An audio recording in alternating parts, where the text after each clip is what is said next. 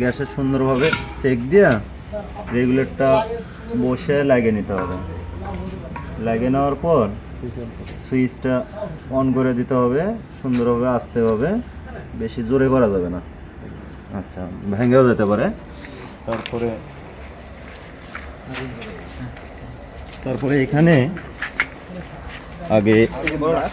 এখানে আগুন আগুন জ্বালানোর জন্য আমাদেরকে ব্যবস্থা নিতে হবে।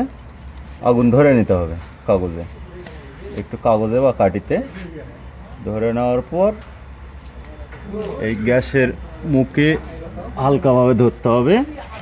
আর এই জায়গায় আমাদের গেট বাল্ব আছে, বল বাল্ব আছে, আচ্ছা রাইখা দিলাম। এখানে বল বাল্ব আছে, আস্তে করে অন করতে হবে।